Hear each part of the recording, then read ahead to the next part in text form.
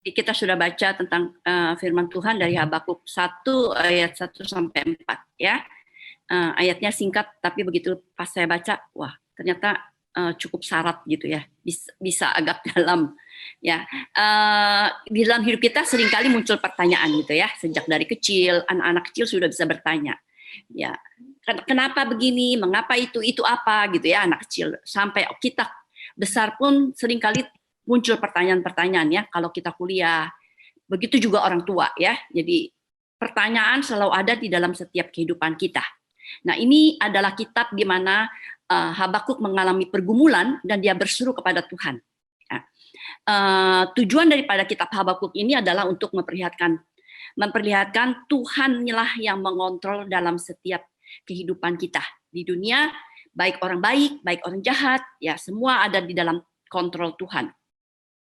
Nah, mungkin saya bisa menjelaskan pendahuluan tentang latar belakang ya. Jadi pada masa Habakuk ini ada di waktu sekitar 612 sampai 588 sebelum Masehi ya. Jadi kalau bisa digabungkan mungkin seangkatan dengan Nabi Yeremia gitu ya. Nah, pada masa ini adalah pada masa di mana Yehuda ada di dalam masa penjajahan Asyur dan Babel. Kitab Habakuk ini berisi tentang percakapan Nabi Habakuk dengan Tuhan ya. Ia mencari jawaban, tetapi kita bisa melihat Tuhan tidak langsung menjawab ya. Jadi dia kalau kita bisa katakan dia sedikit seolah-olah frustrasi gitu ya. Kenapa Tuhan tidak pernah menjawab apa yang dia serukannya itu? Tapi nanti di next ayat kita bisa lihat apa jawaban Tuhan. Nah, sekarang kita melihat dulu di kitab Habakuk 1 ayat 1 sampai 4. Tadi sudah kita baca. Ya, dikatakan yang ayat pertama, ucapan ilahi dalam penglihatan Nabi Habakuk.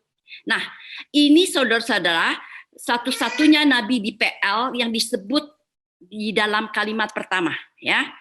Nabi Habakuk, ucapan ilahi dalam penglihatan. Nah, jadi saudara-saudara, kita bisa melihat di sini bahwa dia menyebut dirinya sebagai nabi, ya, dan dia mendapatkan ucapan ilahi yang dia dapatkan dari Tuhan di dalam penglihatannya. Nah, saudara-saudara, kondisi ini kita bisa melihat sebelum masa Habakuk ini ada beberapa raja dari kerajaan Yehuda ya. Yang terakhir yang baik adalah Raja Yosia yang membangun reformasi gitu ya. Tetapi ternyata dampak dari reformasi itu seakan-akan saya katakan ya, kembali lagi bangsa Israel melakukan hal-hal yang rusak gitu ya, bobrok di hadapan Allah. Sehingga Allah memakai bangsa kafir, ya dalam hal ini ada bangsa Kasdim disebutkan. Kasdim ini menurut penafsiran adalah bangsa Babel, ya Babelonia. Dipakai Tuhan untuk menghukum bangsa Yehuda ini. Nah, bangsa Yehuda berada di dalam ketidakadilan, kekerasan, kelaliman, dan di samping itu juga mereka ada di dalam penjajahan, gitu ya. Jadi bangsa Israel di dalam dirinya sendiri sudah bobrok, rusak, gitu ya. Tidak lagi mau percaya kepada Tuhan atau menyembah kepada nabi-nabi Baal yang lain, tapi juga di bangsa Yehuda ini ada di dalam kondisi di mana mereka ada di dalam penjajahan, ya. Jadi saudara bisa lihat ada dua hal yang sangat penting terjadi di dalam bangsa Yehudi pada itu. Mereka tidak taat, lalu ada penjajahan, ya. Sehingga Yehuda mengatakan berseru kepada Tuhan, ya, dan dia mengatakan bahwa saya ini adalah seorang nabi. Ucapan ilahi di dalam penglihatan ini adalah seorang yang menyuarakan tentang nubuat Tuhan, ya. Ucapan ilahi berasal dari bahasa Ibrani, yaitu masa, ya, yang berarti ucapan yang disertai rasa kesal dan marah, ya. Jadi Habakuk ini begitu kesal terhadap bangsanya dan juga marah, ya. Kenapa mereka begitu bebal dan juga mereka ada di dalam satu kondisi yang sangat tertindas, ya. Nah, saudara-saudara, di dalam hubungan panggilan tugas sebagai nabi, maka Habakuk harus menyuarakan kebenaran, tapi dia juga menyuarakan suaranya kepada Tuhan, keluhannya kepada Tuhan, gitu ya. Nah, Permasalahan yang terjadi di sini adalah Habakuk merasa ya Tuhan meninggalkan umatnya. Nah, tapi kita lihat di sini bukan umatnya yang berdoa kepada Tuhan, tapi hanya nabi ya. Nabi Habakuk yang berseru kepada Tuhan. Kemudian keluhan Habakuk juga tentang kebenaran Allah di dalam kitab Habakuk ini merupakan kita bisa mendapatkan ringkasan tentang percakapan Habakuk dengan Tuhan ya. Permohonannya hanya dua adalah pembalasan bagi orang jahat dan pembenaran bagi orang yang benar. Habakuk kelihatan sebagai nabi ini bingung gitu ya, merasa kesal gitu, melihat seolah-olah kok Tuhan lambat bertindak gitu ya. Kenapa Tuhan membiarkan ini terjadi berlarut-larut buat dia ya. Nah, saudara-saudara, kalau kita gitu ya mengalami satu persoalan, permasalahan, pergumulan, seringkali merasa beban itu begitu berat tentu ya. Dan juga waktu terasa berjalan lambat. Nah, di ayat 2 sampai 4 kita lihat Habakuk juga berseru kepada Tuhan. Berapa lama ya Tuhan? Ya. Nah, di dalam ayat 2 sampai 4 ini berisi tentang keluhan Habakuk terhadap Tuhan yang berisi dalam doa, yang diungkapkan dalam doa yang mempersoalkan kesediaan Tuhan memberi perhatian kepada penindasan yang dialami bangsanya. Ya. Ayat 2 dikatakan, berapa lagi lama Tuhan? Aku berteriak, ya. Aku berteriak, tetapi tidak kau dengar. Aku berseru kepadamu, penindasan terjadi, tetapi tidak kau tolong. Di sini kita bisa melihat bahasa yang menarik, ya. Dikatakan berapa lama lagi Tuhan? Aku berteriak, tetapi tidak kau dengar. Kemudian yang berikut, aku berseru kepadamu ada penindasan, tetapi tidak kau tolong. Ya. Nah, saudara-saudara, hidup ini memang merupakan beban bagi Habakuk, tentu bagi setiap orang yang merasakan mengalami ya pergumulan yang berat di dalam kehidupannya. Nah, Habakuk adalah seorang yang bertanya dan mencari jawabannya.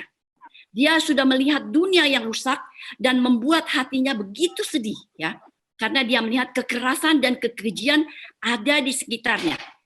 Dan dia bertanya langsung pada Tuhan. Dan pertanyaannya adalah berapa lama lagi ya Tuhan? Ya. Ini perkataan berapa lagi lama Tuhan merupakan ungkapan orang yang berseru yang sudah mengalami pergumulan yang lama. Ya, kalau kita saat ini mengalami pandemi, seringkali keluar ya, berapa lama lagi ya pandemi ini berakhir, begitu kan? Nah, ini baru sudah berlangsung hampir setahun lebih gitu ya. Kita sudah menjerit, berapa lama lagi? Coba bayangkan, bangsa Israel bukan cuma 1 tahun, 2 tahun, berpuluh-puluh tahun, bahkan beratus-ratus tahun harus mengalami pergumulan yang berat. Nah, tidak semua nabi mengalami pergumulan seperti Nabi Habakuk, Nabi Yeremia gitu ya. Tapi Nabi Habakuk ini mengalami satu beban yang berat ya, yang dia lihat di sekitarnya. Sampai dia menjerit kepada Tuhan, meminta pertolongan kepada Tuhan, ya. Dan dikatakan seolah-olah Tuhan tidak mendengar teriakanku. Aku berseru, tapi Tuhan tidak menolong, ya. Nah, saudara-saudara, ini kalau kita membaca ayat ini seperti seorang yang frustrasi gitu ya. Saya berteriak, tidak didengar. Saya minta tolong, tidak ada yang menolong, ya. Seperti percuma saja gitu saya berteriak, percuma saja saya berdoa ya. Nah, saudara-saudara, kita bisa melihat kata-kata kekecewaan yang diungkapkan oleh Habakuk. Aku berteriak, Tuhan tidak mendengar. Aku berseru, Tuhan tidak menolong. Bukankah kita seringkali mengatakan demikian ketika kita mengalami satu persoalan? Seolah-olah Tuhan tidak mendengar, seolah-olah Tuhan tidak melihat pergumulan kita gitu ya. Tapi sebenarnya Tuhan lihat tidak? Sebenarnya Tuhan lihat ya. Dan Tuhan tahu, Tuhan bukan tidak mau memberi perhatian, tetapi kadangkala waktu Tuhan tidak sesuai dengan waktunya kita. Ya. Nah, teriakan yang kuat ini dari Habakuk meminta pertolongan. Dia melihat adanya penindasan yang dilakukan oleh pemimpin bangsa kepada rakyatnya sendiri. Ya. Kemudian selain itu ada penindasan dari penjajah kepada bangsa Israel. Jadi ada dua penindasan yang dialami oleh rakyat bangsa Yehuda pada masa itu. Nah, saudara-saudara, kemudian ayat 3 kita melihat, mengapa engkau memperlihatkan aku kejahatan, kelaliman, sehingga ada di depan mataku aniaya dan kekerasan, perbantahan dan pertikaian terjadi. Ya, saudara-saudara, tadi pertanyaannya berapa lama lagi? Sekarang pertanyaannya mengapa? Ya, ini adalah pertanyaan yang seringkali kita ucapkan juga ketika kita mengalami persoalan, mengapa Tuhan ini terjadi dalam hidupku, bukan? Begitu juga Habakuk berseru kepada Tuhan. Di sini ada 3 pasang kata yang kita perhatikan, kejahatan dan kelaliman. Ya, kalau bahasa Inggris dia pakai suffering, ya, penderitaan yang dialami. Kemudian aniaya dan kekerasan. Kemudian perbantahan dan pertikaian. Ya, jadi lengkap sudahlah apa yang dialami oleh bangsa Yehuda pada waktu itu. Nah, saudara-saudara, kita bisa melihat di sini adalah kekesalan daripada Nabi Habakuk kepada Tuhan, ya. Karena kalau kita bisa melihat di dalam kitab Bilangan 23 ayat 21, dia memberkati bangsa Israel dan mengatakan tidak ada di Bilangan 23 ayat 21, ya. Demikian bunyi firman Tuhan. Tidak ada ditengok kepincangan di antara keturunan Yakub dan tidak ada dilihat kesukaran di antara orang Israel. Tuhan Allah mereka menyertai mereka dan sorak-sorai karena raja ada di antara mereka. Nah, Bileam memberkati bangsa Israel dengan tidak ada kesulitan, tidak ada penderitaan. Tapi kenapa sekarang bangsa Israel menghadapi pergumulan yang berat, mengalami kedukaan? Jelas, karena dosa mereka. Dosa mereka meninggalkan Tuhan. Konsekuensinya, ya, harus ditanggung oleh bangsa. Harus ditanggung oleh rakyat semua. Nah, kemudian, ya, pertanyaannya, mengapa? Ya, kemudian ayat berikutnya. Ayat 4. Itulah sebabnya hukum Tuhan, kehilangan kekuatan, kemudian keadilan tidak pernah ada. Orang fasik mengepung orang benar, keadilan muncul terbalik. Ya, jadi saudara-saudara, di sini kita melihat kondisi pada waktu itu tidaklah baik. Hukum Tuhan tidak lagi seolah-olah mempunyai kekuatan, ya. Tidak lagi ada keadilan. Tidak diterapkan dalam kehidupan sehari-hari. Sehingga terjadi penindasan antara penguasa terhadap rakyatnya, antara penjajah terhadap bangsanya. Ya. Ada saat-saat tentu di mana kita juga seringkali mengalami tekanan. Ya. Teriakan seperti Habakuk seringkali muncul kepada kita. Ya. Mengapa Tuhan ini terjadi? Seolah-olah tidak adil terjadi di dalam hidup saya. Ya. Orang yang jahatin saya hidup enak-enak. Saya yang hidup benar mengalami penderitaan. Gitu ya. Nah, saudara-saudara, tekanan atau teriakan Habakuk muncul dari pergumulannya sebagai seorang nabi yang melihat bangsa Yehuda mengalami ketidakadilan karena pemimpin bangsanya tadi tidak memihak kepada rakyat. Nah, lalu timbul pertanyaan kepada Tuhan, di mana Tuhan yang Maha Kuasa? Ya, di mana Tuhan kekuatanmu? Gitu ya. Habakuk menanyakannya. Di mana keadilan Tuhan? Kemudian kita melihat seolah-olah mengapa Tuhan membiarkan orang fasik mengepung orang benar sehingga keadilan muncul terbalik. Artinya tidak ada keadilan. Nah, saudara-saudara, hukum kehilangan kekuatan, keadilan tidak pernah muncul sehingga menjadi beban bagi Nabi Habakuk. Dia merasa terjepit. Di satu sisi, dia dituntut untuk memberitakan kebenaran kepada bangsanya. Tapi di pihak lain, dia harus memberitakan kebenaran atau harapan bahwa Tuhan segera bertindak menghukum orang yang lalim atau orang yang jahat. Tapi kenyataannya, Tuhan tidak bertindak, seolah-olah tidak bertindak. Dia menunggu waktu yang lama, gitu ya, sehingga Habakuk merasa kesal, gitu ya. Dan dikatakan hidupnya penuh dengan pergumulan dan beban yang berat. Nah, saudara-saudara, ketika kita mengalami satu persoalan, pergumulan yang berat, ya, seringkali tadi pertanyaannya, how, ya, why, Mengapa Tuhan? Berapa lagi lama waktunya? Ya. Kapan Tuhan akan bertindak? Seringkali pertanyaan itu muncul di dalam kehidupan kita. Nah, kadang-kadang kita merasa Tuhan tidak menjawab, Tuhan tidak mendengar, percuma saya berseru kepada Tuhan gitu ya. Nah, saudara-saudara ingat, ketika kita berasa bahwa Tuhan tidak menjawab, ya seolah-olah tidak menjawab apa yang kita serukan, kita masih mempunyai iman. Ya, iman kita akan menghilangkan keraguan-raguan kita yang meragukan akan kekuatan Tuhan, yang meragukan akan kekuasaan Tuhan. Ya. Nah, saudara-saudara, setiap orang tentu berbeda-beda ketika mengalami pergumulan, ketika mereka berseru kepada Tuhan. Ya. Nah, ada yang memilih hidup tetap dengan keraguan-raguannya, ya, tetap bimbang. Ada yang melupakan persoalannya, seolah-olah melupakan, moving on gitu ya di dalam hidupnya.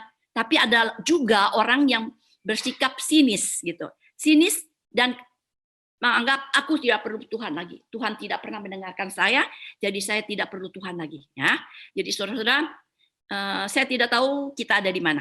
Ketika kita menghadapi pergumulan yang berat, apa yang sering kita lakukan di dalam hidup kita? Kita berseru kepada Tuhan, seolah-olah Tuhan tidak mendengar, lalu kita marah kepada Tuhan. Ya, banyak sekali orang seperti demikian marahnya kepada Tuhan, gitu ya. Padahal kesalahan kita berbuat dosa, Tuhan hukum, marah kepada Tuhan, ya. Jadi saudara-saudara, atau yang tidak mau mikirkan, ya sebodoh amat apa yang terjadi sama saya, pokoknya saya jalankan saja, ya, easy going saja gitu, tidak pikir-pikir lagi. Atau orang yang selalu berpikir tentang kekhawatiran terus yang ada di dalam hidupnya. Saudara ada di mana? Ya, silakan jawab sendiri. Jadi karena seringkali kita melihat kelihatannya orang fasik itu seolah-olah yang selalu menang di dalam hidup ini. Tapi ingat ya, Tuhan akan menghakimi setiap perbuatan kita. Jadi mungkin saat ini kita belum melihat, atau Tuhan belum bertindak, atau Tuhan belum menghukum mereka. Tapi satu saat, setiap dosa pasti dihukum Tuhan. Ya.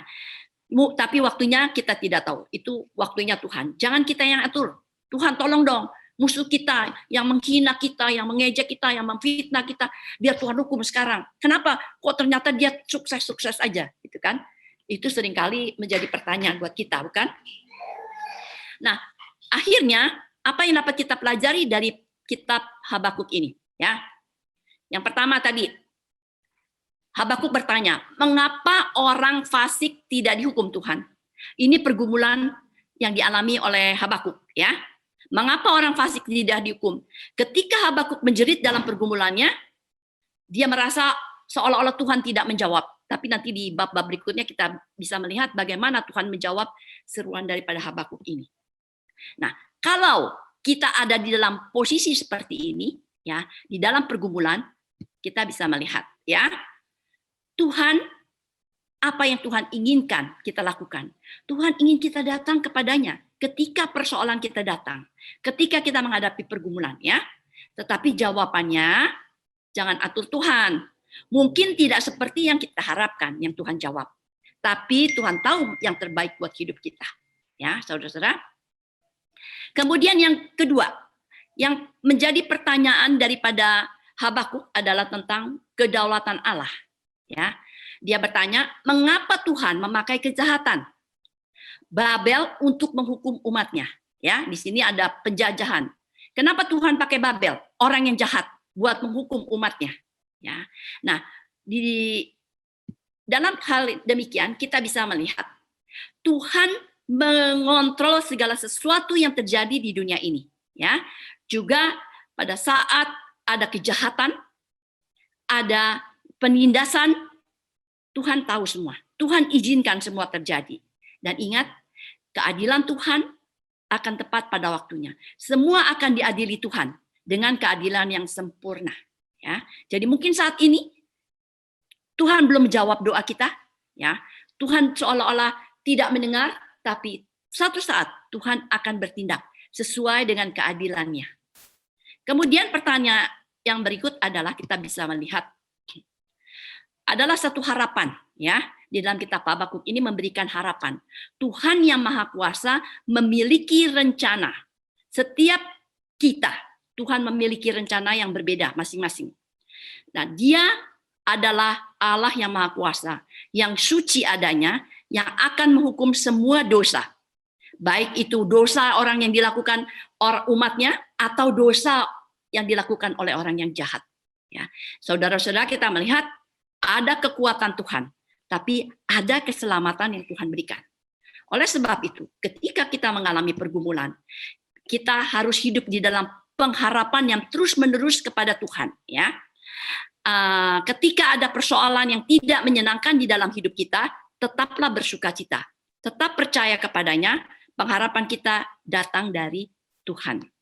Nah, saudara-saudara, melalui pembahasan Habakuk 1 ayat 1 sampai 4 ini, Habakuk menjadi contoh ya pergumulan yang dihadapi setiap umatnya. Tentu pergumulannya beda-beda ya. Tetapi bagaimana setiap orang yang bergumul seharusnya berseru kepada Tuhan ya, yang bergerak dari keraguan-raguan, kekhawatiran, lalu berpindah kepada iman, percaya ada pengharapan bersama dengan Tuhan. Ya, kita tidak perlu takut untuk berseru atau bertanya kepada Tuhan. Ketika pergumulan dan kesulitan menghadang hidup kita, datanglah kepada Tuhan. Tanyakan, apa rencana Tuhan di dalam setiap peristiwa yang saya alami? Ya, karena masalahnya bukan di pihak Tuhan, tetapi di pihak kita semua. Apa yang Tuhan mau lakukan di dalam hidup kita? Seringkali kita tidak mengerti, ya. Kita tidak mengerti rencana Tuhan dan kita marah kepada Tuhan, gitu ya. Tetapi satu hal yang kita harus ingat bahwa Tuhan tidak pernah salah bertindak. Tetapi keterbatasan kitalah yang tidak mengerti apa rencana Tuhan, tidak mengerti apa yang Tuhan kehendaki di dalam hidup kita. Ya, saudara-saudara, pergumulan setiap orang berbeda-beda. Saya percaya saudara-saudara juga mengalami pergumulan. Seberapa besar kita tahu bahwa Tuhan akan memberikan pencobaan yang tidak melebihi batas kekuatan kita. Ya, saya juga pernah mengalami pergumulan yang kuat, yang berat buat saya gitu ya. Tetapi ketika ada pergumulan yang berat, saya selalu mengandalkan ya. Ketika ada satu pergumulan yang berat, saya harus ingat ada harapan hanya bersama dengan Tuhan. Nah, kadang-kala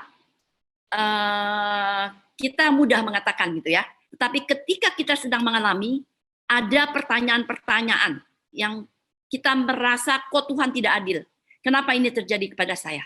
Begitu juga waktu saya mengalami pergumulan yang berat gitu ya, ketika dari suami saya sakit sampai meninggal.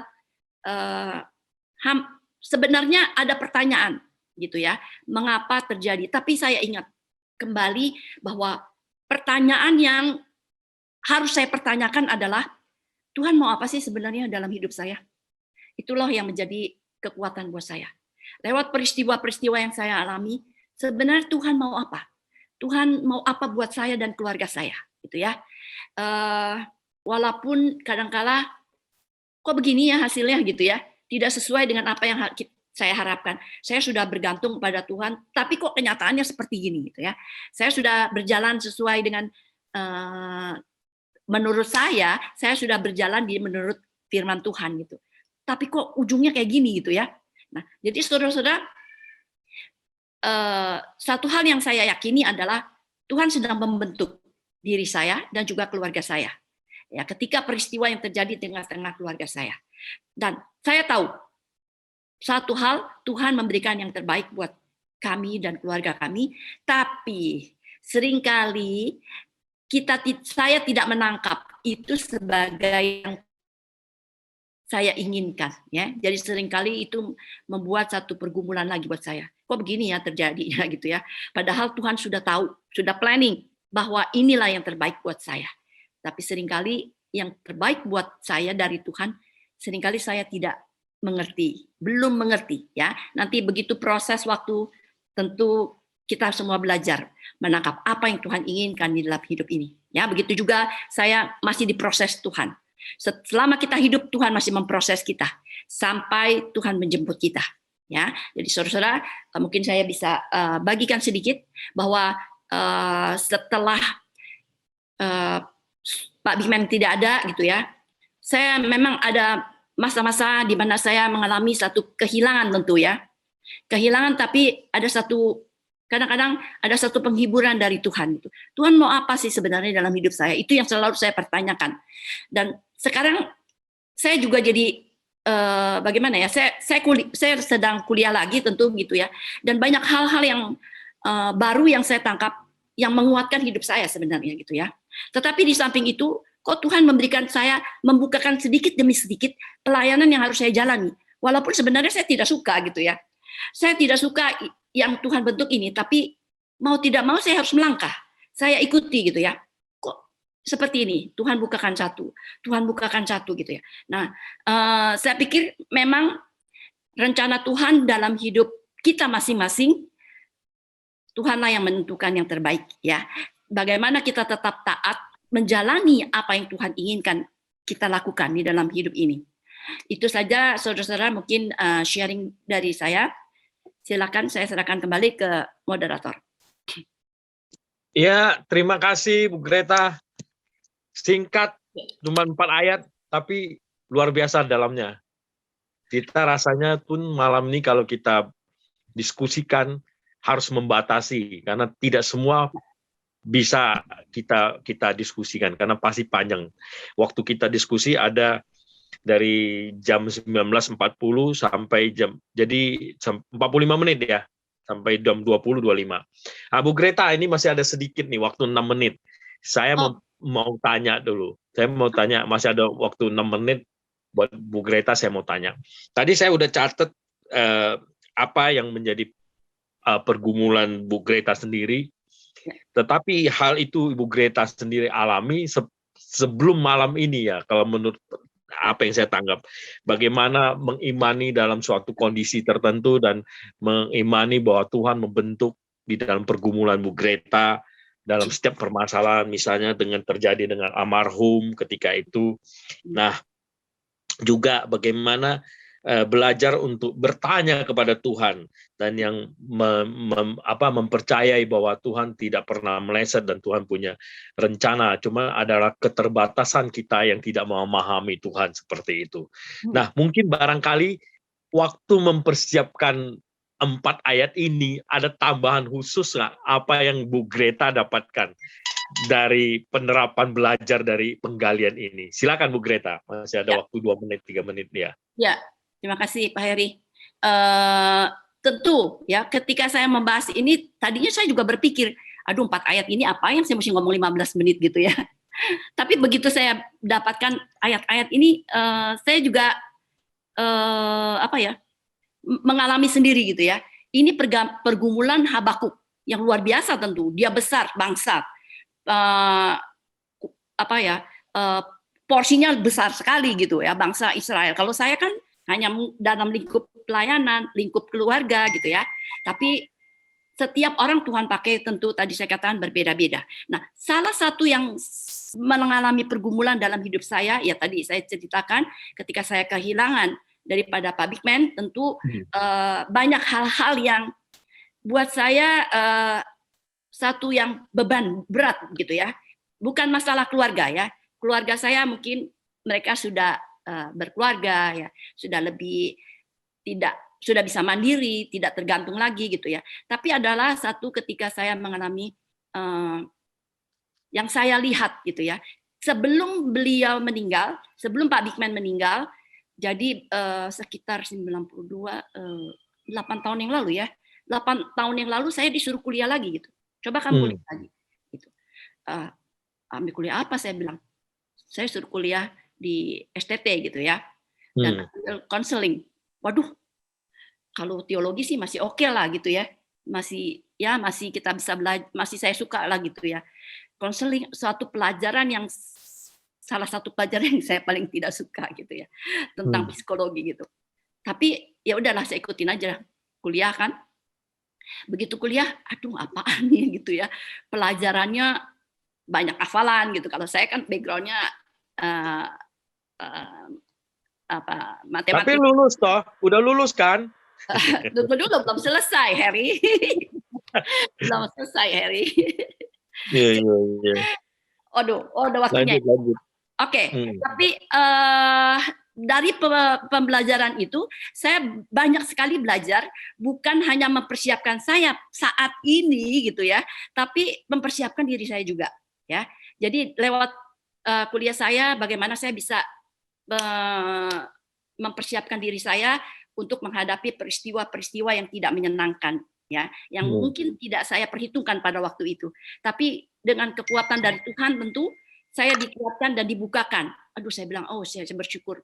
Bersyukur saya bisa mengikuti kuliah pada waktu itu gitu ya. Nah, Heri mengatakan apakah saya sudah lulus. Pada waktu itu berbagai hambatan terjadi ya. Sampai Pak Bigman memang sakit dan saya harus mendampingi. Selain itu pun ada beberapa persoalan yang saya belum sempat menyelesaikan. Saya sudah tinggal tesis gitu ya. Tapi saya tidak sempat karena Pak Bigman harus mendampingi. Pak Bigman kan sakit kemana-mana, saya harus temanin gitu. Nah akhirnya tesis itu memang tertunda gitu ya. Tetapi tahun lalu saya mulai lagi gitu ya. Saya mulai lagi menyelesaikan. Mudah-mudahan tahun ini bisa selesai.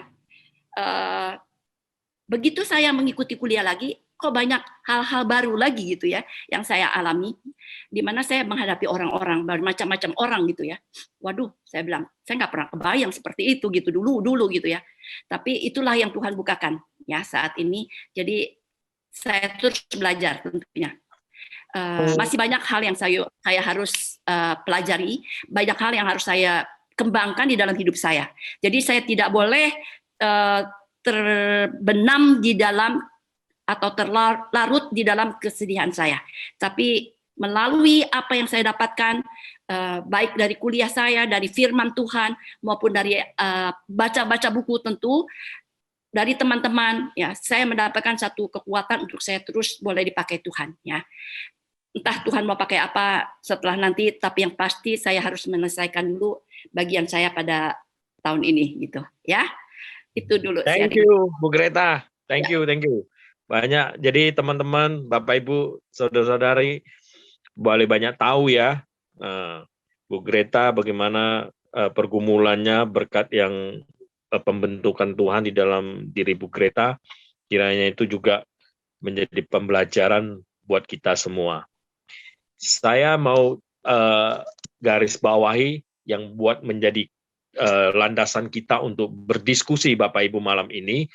Beberapa poin tadi yang saya catat dari Bu Greta sudah sampaikan garis besarnya, bahwa ini sesuatu kondisi di mana Habakuk menghadapi situasi yang menjengkelkan bagi dia, sesuatu membuat dia marah, dan itu mempengaruhi emosinya ketika dia meminta, dia datang bersuruh kepada Tuhan. Kondisi yang tadi diungkapkan adalah bangsa itu sendiri tidak taat. Bangsa itu nanti kalau kita lihat di pasal berikutnya kita tahu bagaimana tindakan-tindakan Tuhan itu selalu berulang kepada bangsa Israel. Mereka jahat, mereka berontak kepada Tuhan, Tuhan hukum dengan melalui tangan orang lain. Tetapi orang lain nanti akan dibalas oleh Tuhan. Nah, dengan cara Tuhan, itu kedaulatan Tuhan. Nah, kondisi seperti itulah yang dihadapi Habakuk saat itu, ketidaktaatan orang Yehuda, orang Israel ya, Yehuda terutama ya. Kemudian ketertindasan mereka, karena ketidaktaatan mereka ditindas oleh penguasa kafir ya, fasik. Kalau kita baca Mazmur 37 ya, itu bagus sekali. Jangan marah sama orang fasik. Nah, itu Daud bilang. Nanti ada pembalasannya. Mereka seperti rumput yang saat ini tumbuh, nanti akan sekejap akan layu seperti itu. Dan orang benar akan dipelihara oleh Tuhan, mewarisi negeri, Tuhan katakan. Nah, referensi buat teman-teman baca Mazmur 37. Ini hampir-hampir sama kondisi Daud menghadapi seperti saat ini Habakuk tadi hadapi. Nah, kekesalan tadi marah, tadi yang disampaikan Bu Greta, kemarahan Habakuk itu disampaikan dalam doa kepada Tuhan di dalam pergumulan dia. Sebenarnya ada dua tadi saya catat, itu minta pembalasan dan pembenaran Tuhan, itu yang Habakuk minta.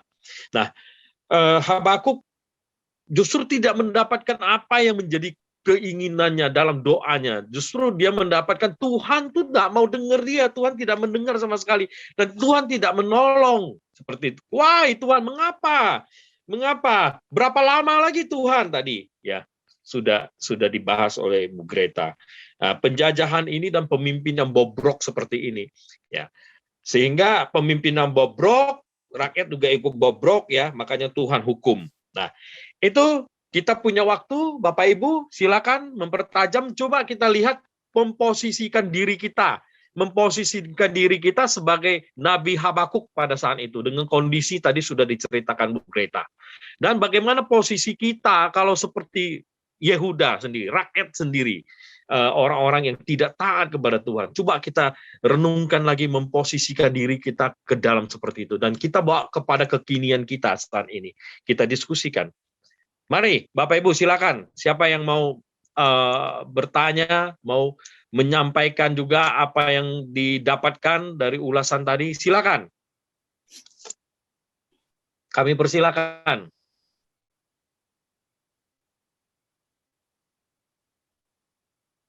Ayo. Kalau tidak ada yang mau, nanti saya pakai karunia penunjukan nih. Karunia penunjukan. Saya tunjuk.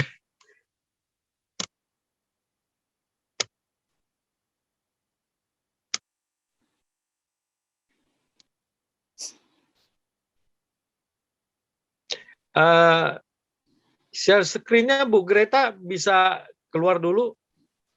Udah keluar? Oh, udah ya. Kok tempat saya belum masih ada. Oh, sorry. Saya udah keluarin. Oke, nggak apa-apa. Oke. Masih, Bu. Oke, udah, Bu. Oh, oke, makasih. Udah. Jadi saya bisa lihat agak besar lah ya. Saya mesti pakai dua. Kalau pakai laptop sinyalnya jelek ya suaranya. Saya pakai HP ambil suaranya, laptop lihat gambarnya nih. Malam ini lumayan ya, ada 25 orang, ada Pak Roni tadi saya lihat. Pak Saud, Simorangkir, ada Ibu Lumongga, siapa lagi? Yakub, Ucok, Roni, ya, silakan. Ada Susi, ada Jimmy, Oscar, Pak Oscar, ya, silakan.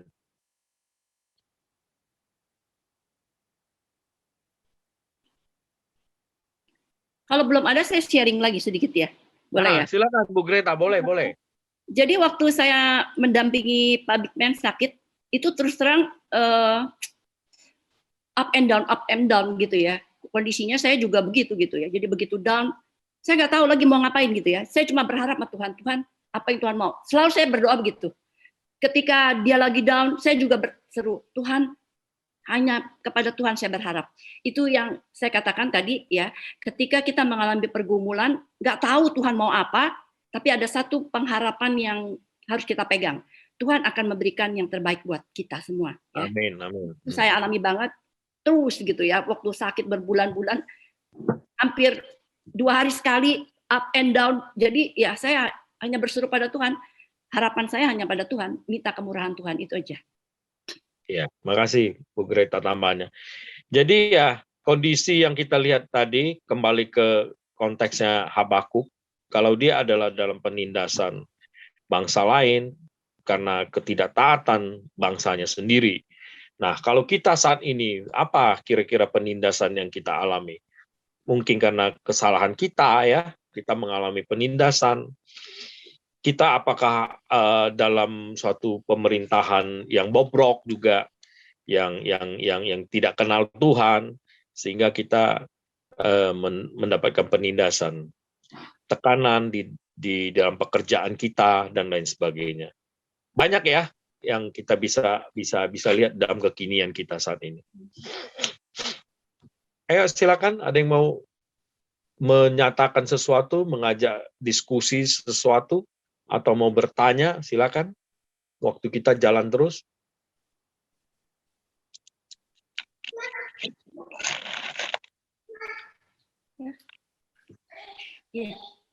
Iya. Atau teman-teman lihat situasi kondisi saat ini pandemi COVID-19. Mungkin ada yang mulai merasa terhimpit, tertekan, ya, mengalami tekanan karena perekonomian, mata pencariannya yang hilang atau apa.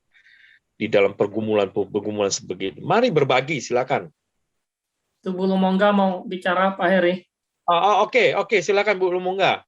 Silakan, dinyalakan mic-nya. Mic-nya masih mute, Bu Lumongga. Mic-nya silakan dinyalakan. Oke, silakan Bu Lumongga. Maaf ya Pak Heri, ini kadang-kadang kalau terputus Zoom-nya karena sinyal di tempat saya begitu Oke. bagus. Ya, silakan Bu Lumongga. Pertanyaan dari Nabi Habakuk ini sebetulnya relevan sepanjang sejarah manusia.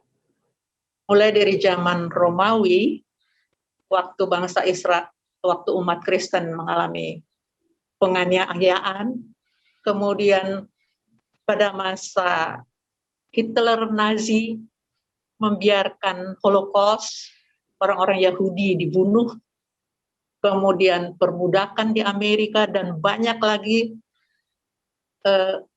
penyiksaan-penyiksaan dan ketidakadilan yang terjadi di seluruh dunia. Jadi sepanjang sejarah manusia, pertanyaan Habakuk ini relevan. Kenapa sih Tuhan membiarkan hal itu terjadi? Engkau kan maha kuasa, engkau kan maha adil, katanya. Di mana keadilanmu?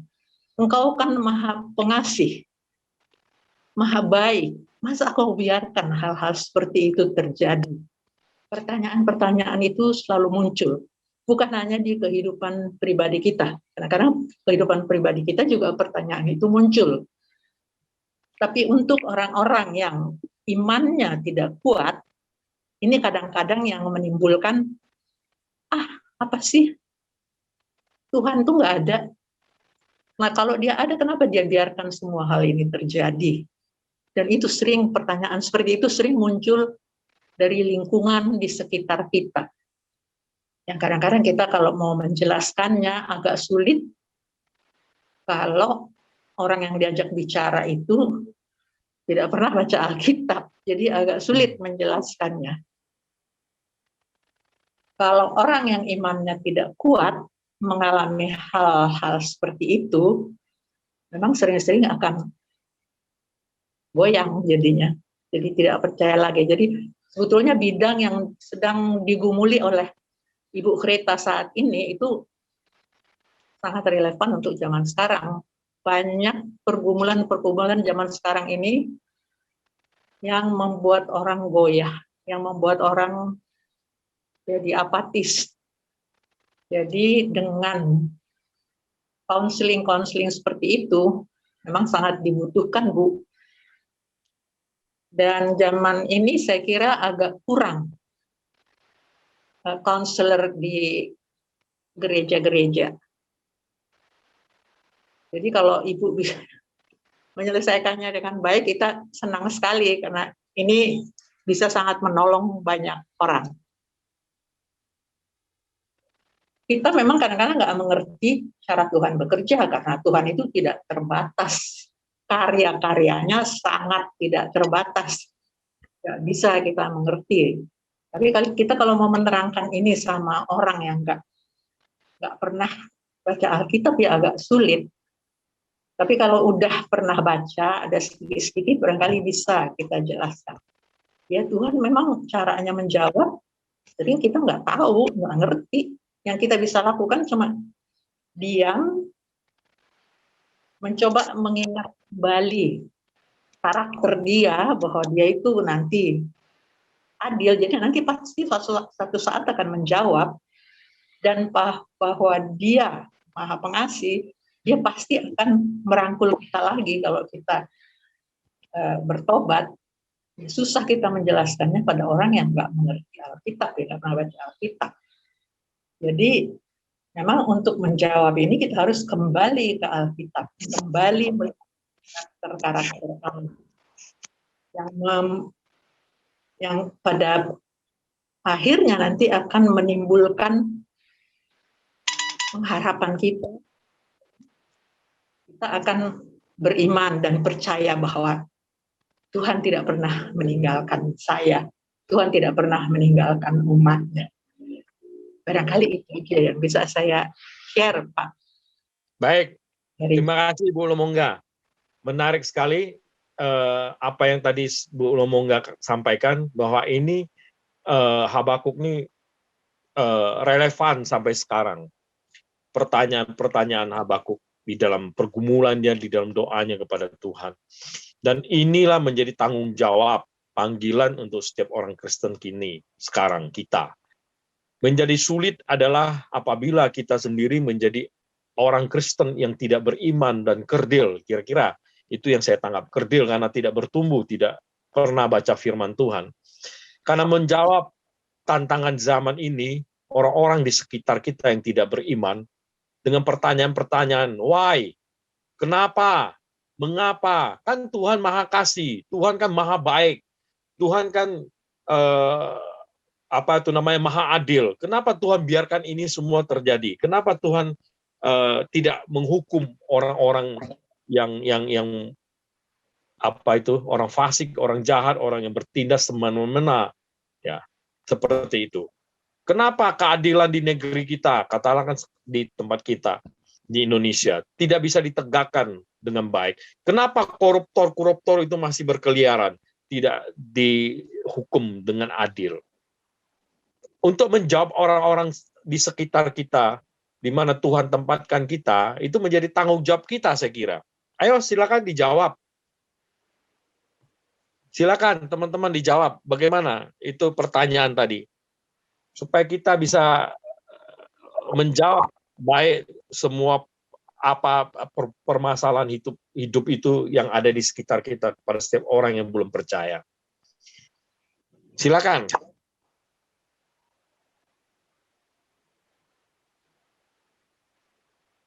Siapa yang mau jawab? Ini anak-anak muda ya, Mega, Teni, silakan. Pak Oscar, kita coba diskusikan. Kan sulit, kata Bu Lomongga tadi. Kalau orang nggak pernah baca Alkitab, ya nggak bisa jelaskan, karena harus back to Bible itu, semua jawaban itu. Kenapa Tuhan membiarkan semua kejahatan itu terjadi?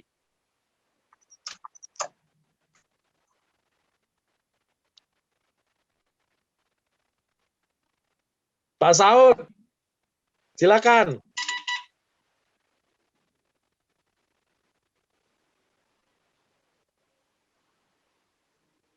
Masih mute, Pak Saud. Oke. Ah, Ini oke. jadi Pak Heri pakai wewenang karunia penunjukan. Habis gimana? Sebenarnya saya selalu dalam satu kegiatan kepingin untuk sharing. Cuman kan harus tahu diri lah. Maksudnya supaya orang-orangnya jangan itu lagi, gue lagi, lu lagi gitu. Gak apa-apa lah. Kalau saya diberi kesempatan. Jujur ya, ini menanggapilah semua. Saya mendengar dua khotbah lah ya, atau satu paparan dari Ibu Greta baru 2 kali loh. Yang awal lalu tuh tentang psikologi ya. Sekarang hanya lebih berat ke teologi. Jujur ya, bahwa apa yang Ibu Greta saksikan tadi benar-benar ya, kemudian juga disambung dengan Ibu Dokter Lomongga, sepertinya tepat sekali apa yang Ibu Greta sudah ambil di dalam kuliah lah ini. Dalam bentuk pembuatan ya? Iya, benar-benar itu. Itu waktu pemaparan beliau bulan lalu, itu saya sudah komen saat itu. Bahwa itu yang kami perlukan ya. Bahwa jadi bisa menjembatani seperti tentang psikologi dari George Wilhelm Friedrich Hegel, kemudian dari Carl Gustav tentang dialek filosofi, atau ini teori-teori mereka lah dalam keadaan kita ya sekarang ini. Itu aja sih sebenarnya. Ibu Greta selamat ya, harus dalamin lagi psikologinya. Udah lulus atau belumnya tuh tadi Pak Heri tanya, saya belum tahu, tapi udah lulus ya. Jangan-jangan nih. Baik, saya mau cuman komen tentang Habakuk ya. Sebenarnya kalau kita baca Habakuk ini sebenarnya ekivalen dengan apa ya di dalam Mazmur tadi Pak Heri sudah kutip Mazmur 37 Daud. Kalau saya kutip Mazmur 73 Asaf, itu sebenarnya mirip ya. Sebenarnya begitu ya. Jadi akhirnya mereka, Habakuk juga sekarang alami. Bahkan ada seorang penulis, seorang pendeta yang memberikan satu pernyataan bahwa Habakuk ini adalah si peratap dan si pemuji. Artinya dia meratap apa yang terjadi. Saya rasa biar bagaimanapun Habakuk ini seorang Israel, seorang Yahudi yang dia merasa bahwa dia adalah bangsa pilihan dan dia adalah orang pilihan sebagai nabi yang dipilih Allah. Jadi emosi itu masih ada. Kenapa Tuhan biarkan kok gitu loh, bangsa pilihannya, orang pilihannya menderita. Namun akhirnya ketika dia disebut si pemuji oleh si pendeta ini, saya pahamin, saya kutip, saya cari itu di Habakuk 3 ayat yang ke-17 ya. Saya bacakan ini yang sangat terkenal nih ya, saya bacakan cepat. Sekalipun pohon ara tidak berbunga, pohon anggur tidak berbuah, hasil pohon zaitun mengecewakan, sekalipun ladang-ladang tidak menghasilkan bahan makanan, kambing domba terhalau dan dari kurungan, dan tidak ada lembu sapi dalam kandang.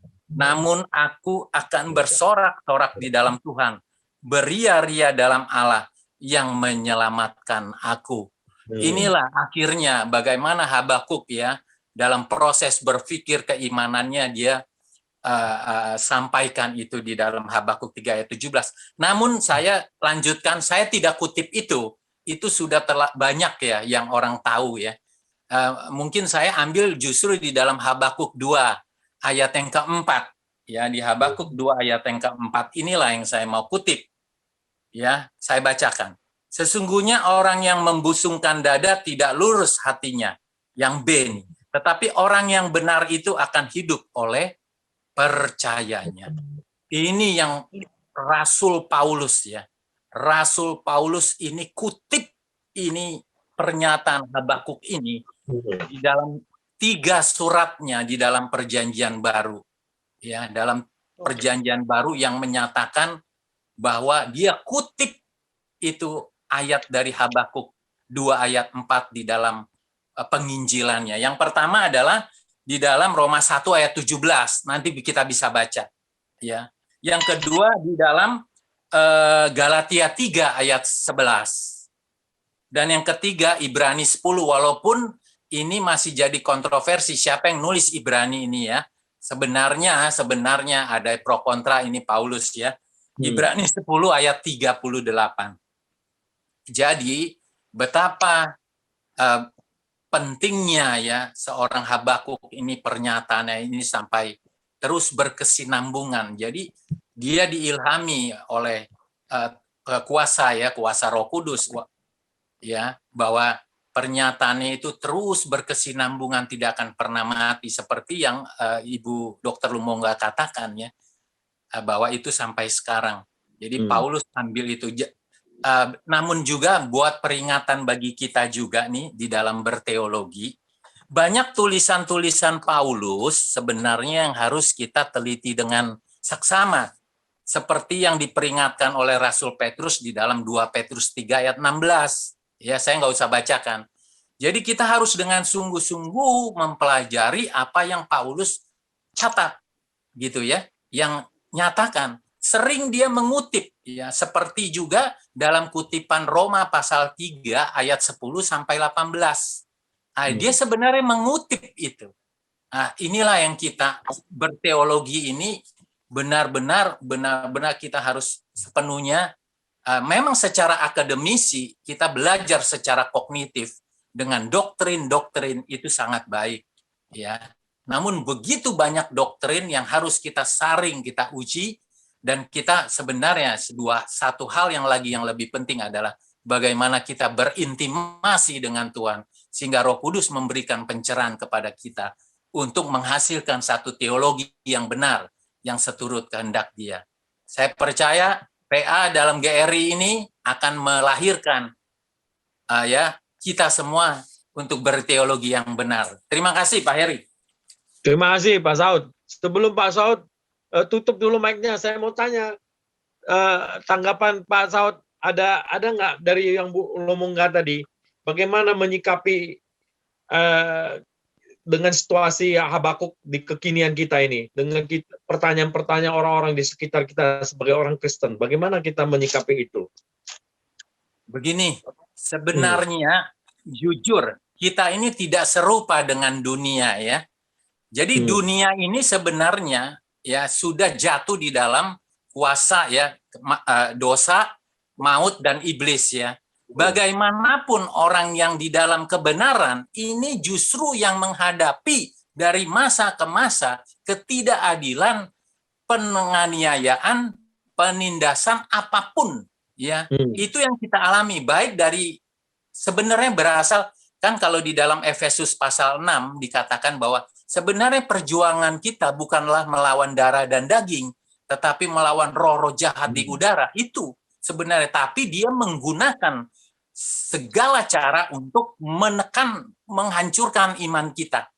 Nah, apapun itu, ya dari masa ke masa sudah tahulah, dalam masalah kesehatan, masalah ekonomi, masalah sosial, masalah apapun. Jadi kita jangan kaget gitu loh kalau kita alami ketidakadilan itu. Justru kita makin bergantung dalam Kristen mula-mula dibabat makin merambat. Namun sekarang dalam kenikmatan dunia justru makin hilang, makin hancur kita. Itu justru kita harus tetap bersandar seperti Habakuk ini. Bersandar, menunggu waktunya Tuhan yang tepat. Itu Pak Heri. Oke, terima kasih Pak Saud. Jadi bukan saja menjawab tantangan zaman orang-orang di sekitar kita, menjawab apa yang menjadi pergumulan pertanyaan orang fasik tentang kenapa Tuhan membiarkan ketidakadilan terjadi, tetapi bagaimana pergumulan pribadi kita yang menjadi kesaksian, kira-kira itu yang tadi saya tanggap dari Pak Saud. Justru pergumulan pribadi kita, bagaimana kemantapan kita di dalam penindasan dunia terhadap kita, ini menjadi kesaksian bagi kita untuk orang-orang di sekitar kita. Kira-kira gitu, Ibu Lumongga. Ada yang mau disanggah? Ada yang mau lanjutkan lagi untuk topik ini sebelum saya beralih ke topik berikutnya? Silakan.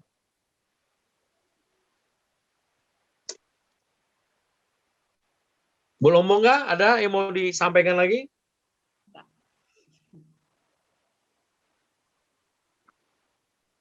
Baik. Ada? Bu Lumongga? Kalau nggak ada, lanjut teman-teman, ada yang mau angkat topik baru, ada yang mau sharing apa yang didapatkan dari pembahasan kita malam ini, silakan. Kita masih banyak waktu kita. Masih sekarang kita 20.25, waktu kita sampai di 20.25. Silakan.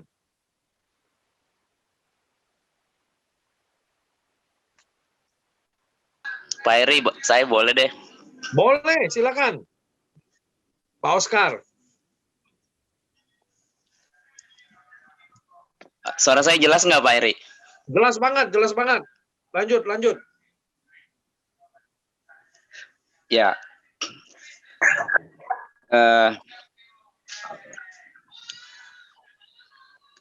Kalau menurut saya memang pergumulan Nabi Habakuk ini sangat relevan ya, seperti Bu Lumongga tadi, sepanjang masa. Karena saya yakin ketika kita masih ada di dunia, tentunya pergumulan selalu ada, silih berganti. Nah, namun ketika kita ada di dalam kondisi yang seperti itu, saya yakin tidak mudah gitu ya. Tidak mudah ketika melihat ketidakadilan terjadi. Ketika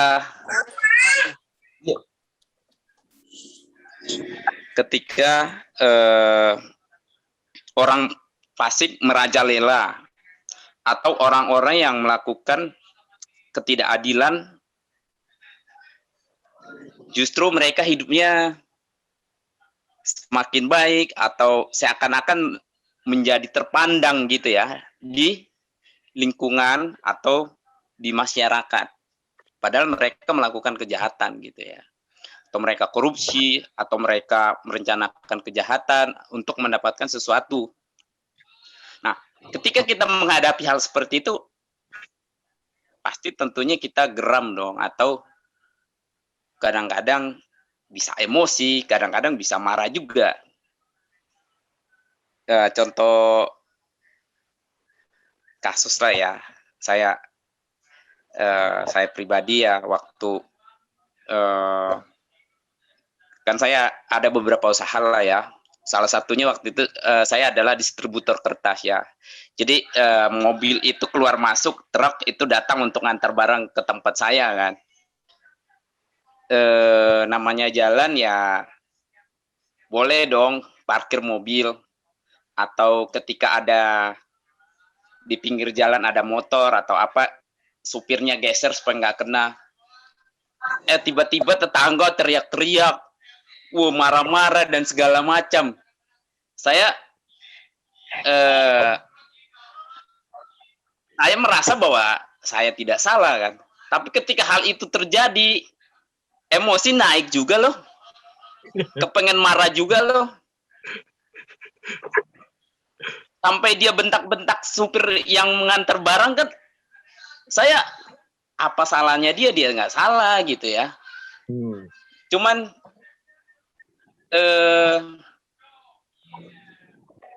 saya kembali, wah ini saya kan anak Tuhan ya, orang sudah percaya Tuhan, terus yakin bahwa kejahatan nggak perlu dibalas dengan kejahatan. Ya sudahlah, akhirnya saya berdoa dalam hati, biarlah Tuhan yang membalas, biarlah keadilan bisa terjadi gitu. Selanjutnya di usaha tempat yang lain, saya punya masalah juga waktu itu dengan tetangga. Jadi bekas karyawannya dia dirusak motornya, terus karena karyawannya nggak kerja di situ, saya tanya lagi kan, daripada dia lontang-lantung, akhirnya saya ambil gitu karyawan ini. Karena dia udah nggak dipakai, terus orangnya bilang, oh dia motor dirusakin, oke berapa, kita benarin, akhirnya saya bayarin. Ya udah, kamu rusakin, sebenarnya bukan dia yang rusakin, tapi karena itu oke. Akhirnya ya udah nggak apa-apa deh, saya bayarin, bawa ke bengkel saya bayarin. Pas dibawa di bengkel malah ditambah-tambahin, malah semua yang rusak suruh benarin. Akhirnya saya oke, ya udah kan dibayar dulu, saya kasih duitnya, oke bayar. Terus pas balik, terus yang saya ambilkan ini ngomong, Pak, yang itu bukan saya yang rusakin, yang ini bukan saya, kok jadi diklaim semua. Akhirnya saya ngomong kan, kan yang rusak yang dia, padahal motor itu sebenarnya dipakai untuk usaha dia juga, karena waktu itu dia kan di sebelah saya, dia usaha ayam geprek. Terus dia pakai belanja ke pasar pakai motor, terus karyawannya rusak suruh ganti. Akhirnya ya udahlah, akhirnya terus saya ngomong dong, kok jadi semua sih dibenarin, kan yang rusak cuman ini gara-gara dia, kok jadi semuanya dibenarin. Oh, orang yang itu teriak-teriak loh, buset, sampai orang-orang, wah, teriak-teriak sampai orang banyak dengar. Saya namanya kita bisnisnya, buat saya sih itu bisnis ribut di tempat usaha itu buat saya pantangan gitu, nggak boleh ya. Cuman akhirnya, saya itu emosinya itu udah gimana gitu ya, kayaknya ya saya gini-gini kan juga, saya pernah latihan karate juga gitu loh ya. Jadi wah ini saya udah mau berantem juga, cuman akhirnya tetap saya percaya pertolongan Tuhan gitu ya. Artinya akhirnya ya udah dah, akhirnya saya bersyukur bisa tahan emosi gitu ya, bisa tahan emosi. Akhirnya aku tetap gitu mengingat bahwa kejahatan tidak boleh dibalas dengan kejahatan gitu. Artinya ketika dia marah-marah, teriak-teriak, saya diam aja, nggak itu. Tapi ketika dia mulai tenang, baru saya jelasin. Harusnya kan begini-begini dan segala macam. Finally dia datang minta maaf ke saya. Ya lah, nggak apa-apa gitu. Nah, tapi dalam hati saya doa gitu, Tuhan kok bisa orang seperti ini?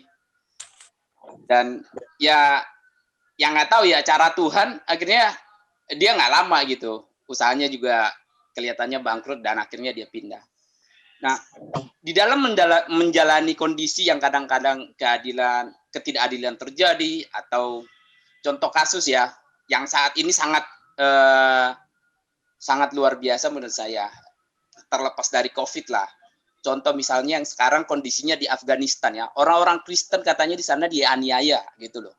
Misionaris di sana udah akan siap untuk dibunuh. Ketika hal itu terjadi kelihatannya nggak mudah loh, gitu ya. Kayak masih hal-hal kecil aja kadang kita kadang-kadang bisa berontak, kadang-kadang ingin melawan juga gitu.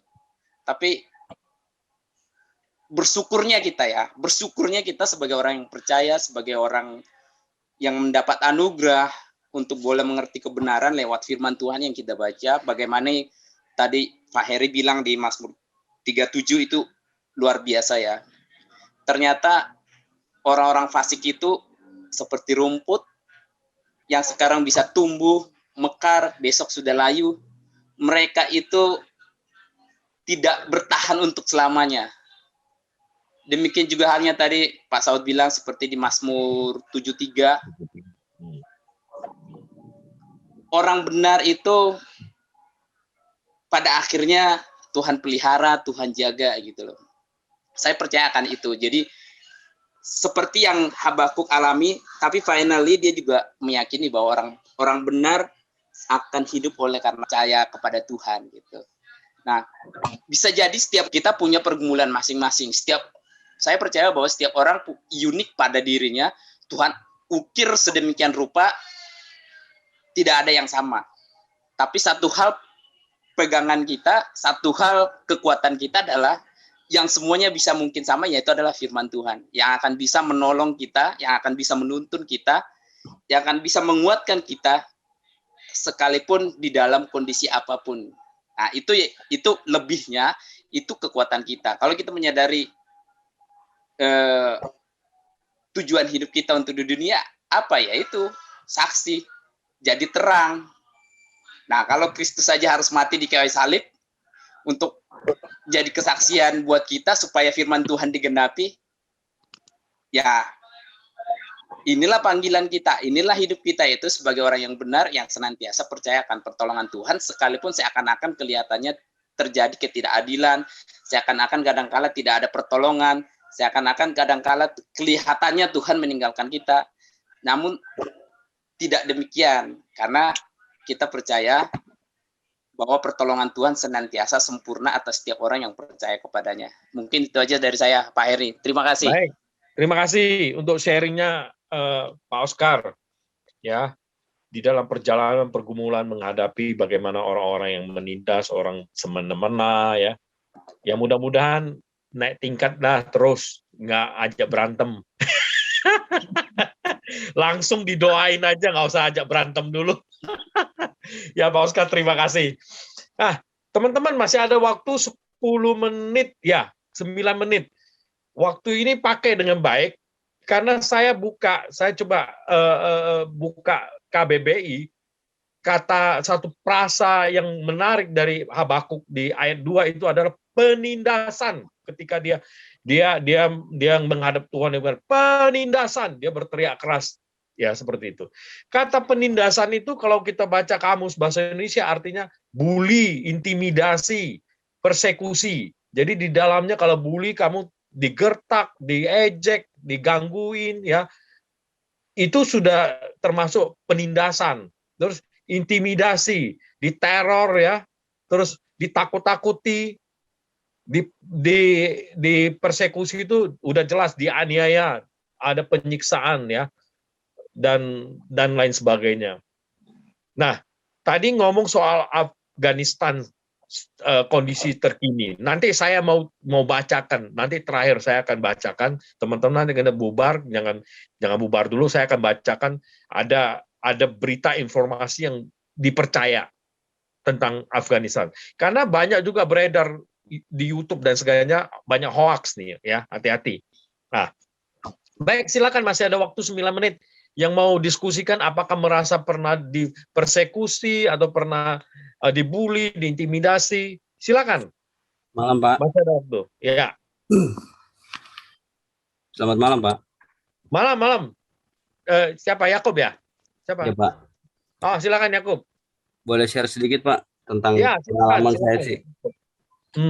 Dengan tadi yang Bapak bilang dengan dibully dan segala macam, memang kebanyakan dari kita memang kalau melihat orang-orang yang kayak seakan-akan, saya jujur dulu memang di kalangan saya dulu di gereja yang itu, ketika kita tidak diberkati, ketika sakit kita tidak sembuh-sembuh, mereka selalu bilang, kayak saya seperti ini kan, sakit yang tidak bisa sembuh tuh, mereka selalu bilang saya kurang iman dan saya tidak dekat sama Tuhan, makanya selalu mereka bilang seperti itu. Nah, yang buat saya diberkati oleh almarhum Pak Bigman adalah ketika saya sering banget lihat khotbahnya dia dan dia bercerita tentang sakitnya.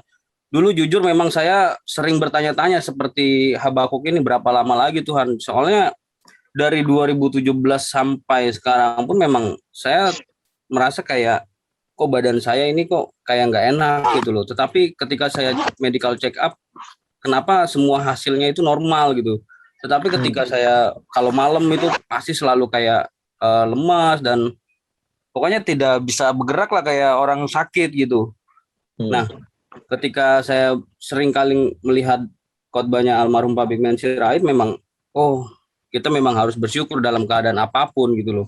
Jadi di tempat kayak begini pun saya pribadi memang merasa diberkati dengan pelayanannya beliau gitu.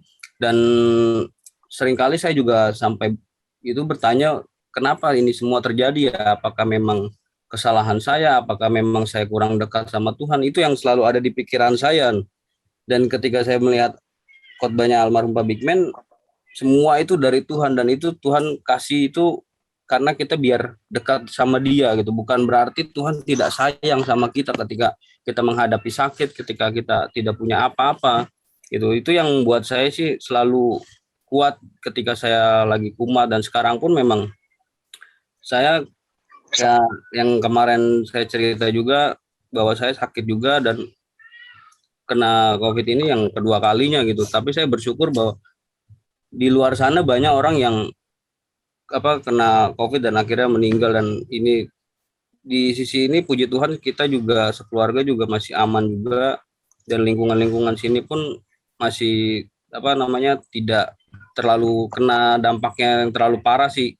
Dan saya juga bersyukur bahwa ketika saya berharap sama Tuhan, itu malah pikiran-pikiran yang mengeluh itu, yang bertanya-tanya kenapa, itu semua bisa hilang begitu aja sih dengan sendirinya gitu. Tapi dulu memang saya selalu bertanya, kenapa ya Tuhan ya, kok saya sakit? Dan akhirnya saya membanding-bandingkan diri dengan orang-orang yang tidak mengenal Tuhan. Kok mereka bisa sehat ya, kok sedangkan saya seperti ini ya gitu. Jadi buat saya itu waktu dulu itu benar-benar kayak membanding-bandingkan hidup saya tuh sama orang lain yang tidak mengenal Tuhan. Tapi saya bersyukur sekarang bisa tidak membandingkan lagi, karena saya tahu dengan sakit yang saya alami ini, yang saya juga tidak tahu sakit saya apa, tapi saya bersyukur Tuhan selalu pelihara saya dalam sehari-hari saya, maupun di luar maupun di rumah. Tuhan pelihara kita semua di dalam keluarga ini. Itu sih Pak yang bisa saya sharingkan, dan pengalaman saya ini sih dari kitab Habakuk ini Pak. Terima kasih Pak. Terima kasih Yakub, good.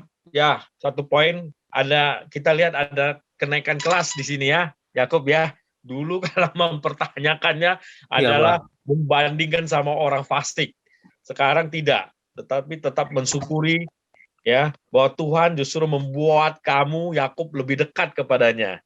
Nah, dalam konteks Habakuk ini yang tadi Ibu Greta sudah gali, sudah sampaikan, boleh kita bertanya kepada Tuhan, itu justru pergumulan pribadi menunjukkan kedekatan kita sama Tuhan. Bertanya kepada Tuhan, why, kenapa Tuhan seperti ini? Bertanya bukan terus geram dan marah sama Tuhan, mengutuk Tuhan, bukan. Tetapi menginginkan jawaban Tuhan, apa yang menjadi koreksi bagi diri kita. Kira-kira gitu ya, Yakub ya. Terima kasih untuk sharingnya, kiranya menjadi berkat bagi kita semua. Masih ada 4 menit, silakan kalau ada yang mau sharing. Mega, biasanya Mega. Iya, Pak Heli. Pak Roni, silakan Pak Roni. Iya. Kalau saya justru terbalik, Pak. Gimana saya Pak Roni? tidak pernah iri sama orang fasik. Saya justru mengenal Tuhan. Saya dulu iri sama pendeta, Pak. Setiap pendeta khotbah. Iya. Makanya saya mau mengenal Tuhan. Kalau saya maaf, saya ngomongnya agak keras gitu ya, Mas. Pendeta kalau ngomong kok enteng banget ya mulutnya gitu kan. Apa-apa katanya kalau ngomong begini, Tuhan datang kasih ini, Tuhan datang kasih ini, Tuhan datang kasih ini, Tuhan datang kasih ini. Kok kayak nggak ada susahnya hidupnya ya kan gitu, Pak. Nah, justru saya mau mengenal Tuhan itu justru saya mau mencoba bukan mau menjadi orang fasik, justru mau menjadi orang baik. Apa betul sih? Yang kok apa betul sih yang pendeta sampaikan kepada kita gitu kan, pendeta cerita ketika lagi waktu pada saat dia lagi susah nggak punya makanan, tiba-tiba ada tetangga yang ngasih makan, kok enak banget hidupnya ya, dalam hati saya begitu ya. Jadi bagi saya tidak pernah mau peduli dengan kehidupan orang fasik, justru saya lebih mau mendalami kehidupan orang yang mengenal Tuhan gitu loh Pak. Dengan mengenal Tuhan, saya yakin bahwa orang yang hidup di dalam Tuhan, selama kita hidup benar, tak perlu bertanya mengapa kepada Tuhan tentang segala hal yang terjadi, sebab Tuhan tidak pernah salah dalam setiap tindakannya. Orang benar pasti muncul sebagai pemenang karena Tuhan ada di pihaknya. Bagi saya, ketika kita mau mengenal Tuhan, kecuali ada dua Pak. Kecuali ketika kita memang hidup tidak di dalam Tuhan. Nah, kita memprotes. Kenapa Tuhan? Ya Tuhan cuma menjawab. Anda siapa? Saya tidak kenal Anda, kan gitu. Kenapa Anda teriak kepada saya Tuhan, sedangkan Anda tidak pernah mau mengenal saya, kan gitu. Yang seperti Tuhan sampaikan bahwa kita manggil dia Tuhan, kita manggil Tuhan itu aja, tapi kita tidak pernah mau melayani Tuhan. Kita panggil dia jalan, tapi kita tidak mau mengikuti jalannya dia. Kita panggil dia cahaya, tapi kita tidak melihat dia. Kita panggil dia guru, tapi kita tidak mau tidak mau belajar sama dia ya. Tuhan cuma bilang, siapa kamu kan gitu. Cuma pilihannya sih bagi saya cuma dua doang dalam kehidupan ini, Pak. Oke. Gitu Thank aja. you, Pak Roni. Teman-teman mau sharing lagi ya? Udah nggak ada waktu, sorry ya. Jadi kita harus kembali ke Baru mau panen. nambah lagi, Pak. Udah, nanti Yakub kalau masih ada waktu setelah pendeta selesai kesimpulannya. Tapi menarik Pak Roni tadi, memanglah waktu itu karena beliau belum bertobat, makanya nggak ngiri sama orang fasik. Tapi sekarang udah bertobat dia. Oke, Pak Roni, thank you sharingnya. Silakan Pak Nelson. Baik, terima kasih Pak Heri. Itu kita doakan biar Pak Roni jadi pendeta kayaknya juga ya. Oke, ya terima kasih, luar biasa ya pemaparan Bu Greta dan juga sharing-sharing dari Bapak Ibu semua. Ya, terus menolong kita untuk bertumbuh dalam kebenaran Tuhan, dalam memahami apa yang Tuhan ingin kita lakukan ya dalam kehidupan kita sebagai orang percaya. Sangat menarik sekali ketika Pak Heri sebagai Departemen Pembinaan bersama saya kita mendiskusikan kitab apa yang akan kita bahas setelah Kisah Para Rasul, dan ternyata kami sama-sama punya satu pergumulan bahwa kita membahas kitab Habakuk ya, dan Habakuk ini karena cukup pendek, hanya 3 pasal dan tidak sampai 100 ayat, hanya kurang lebih 50-an lebih ayat, dan kita akan bagi perikop sehingga betul-betul membuat kita mendalami bagian demi bagian ya. Kalau sekilas semakin sedikit ayat, semakin berat pembahasan, semakin juga dalam pembahasan kita. Oleh itu bersyukur sekali kalau kebenaran yang kita pelajari terus menguatkan kita.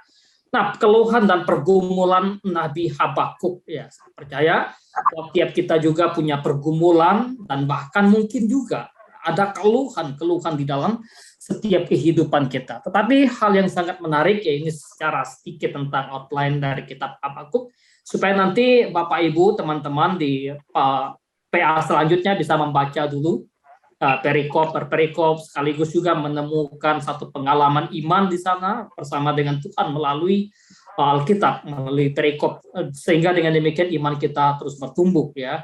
Ini sedikit gambaran tentang outline-nya supaya nanti ada garis besar yang meng-guide kita di dalam memahami satu kebenaran Tuhan. Nah, sebetulnya dalam kitab Habakuk ini juga hal yang sangat menarik adalah bagaimana dinamika iman seorang Nabi Habakuk.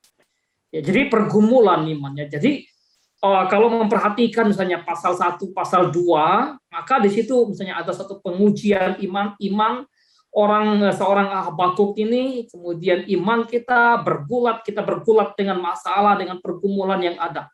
Tapi masuk kemudian pasal yang kedua juga sebetulnya pengajaran tentang iman. Ya, iman yang memegang solusi. Dan sampai pada akhirnya di pasal yang ketiga misalnya ada satu kejayaan iman, satu kemenangan iman, deklarasi iman. Iman yang memuliakan satu kepastian yang datangnya daripada Tuhan tentunya. Tapi waktu membaca pasal 1 dan 2, kemudian mengkomparasi dengan pasal 3, maka waktu pasal 1 dan 2, kalau nanti Bapak Ibu membaca, ada satu pergumulan, pertempuran seorang Nabi Habakuk. Kemudian masuk pasal 3. Habakuk menemukan satu peristirahatan yang indah, ada satu damai. Kalau dalam pasal 1, pasal 2 secara hati, Habakuk merasakan satu kegalauan, kegelisahan. Pasal 3 nanti kita akan menemukan kedamaian. Pasal 1, pasal 2, Habakuk akan betul-betul mengalami suatu penderitaan. Pasal yang ketiga nanti akan menemukan satu sukacita. Pasal 1, pasal 2 nanti kita akan diperhadapkan dengan satu teriakan Habakuk, ya, keluhan. Di pasal 3 justru bernyanyi. Ya, dia berdoa, pasal 1, 2 bergumul, menangis. Pasal 3 justru dia memuji, menyembah.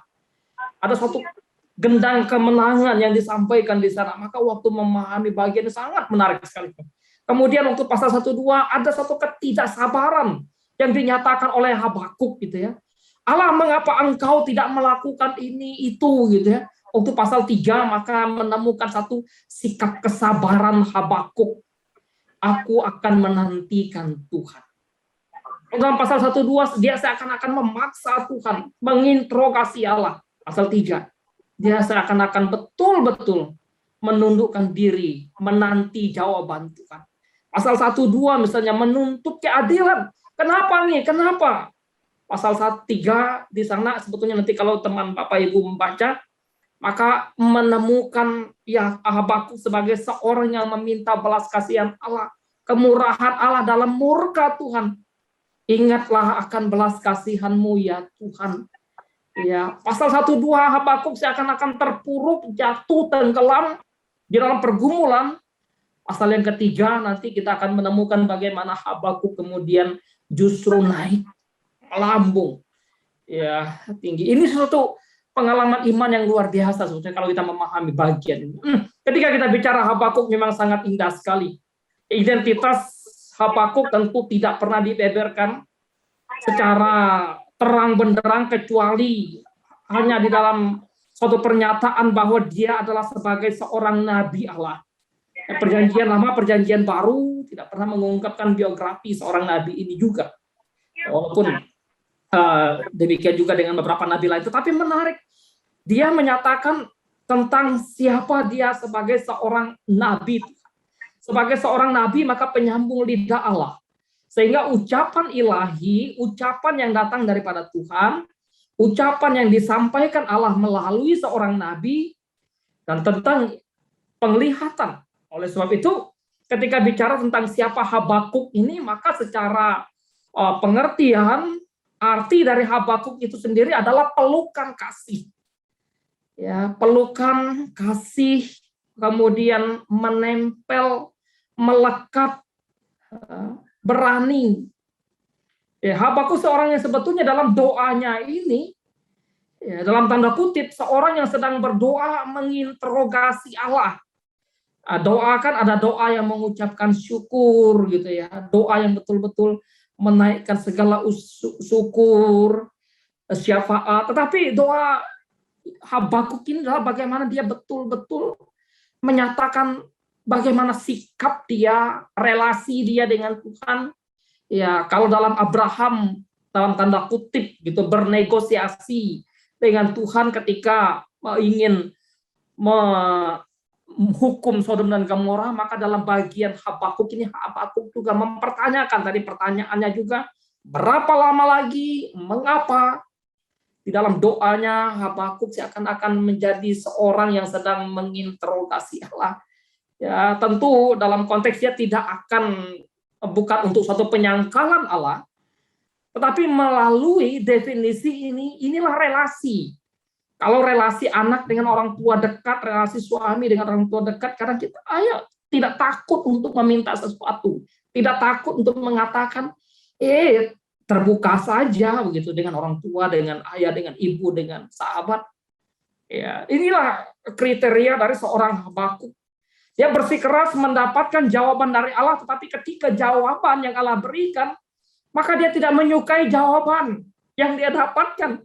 Kita ingin minta sesuatu yang dari pertanyaan kita. Tetapi ketika pertanyaan itu diberikan jawaban, seringkali kita, saya nggak suka jawabannya. Saya tidak menyukai jawabannya. Ya, itulah Habakuk.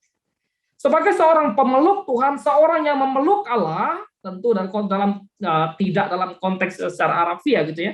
Ini bahasa metafora yang dipakai.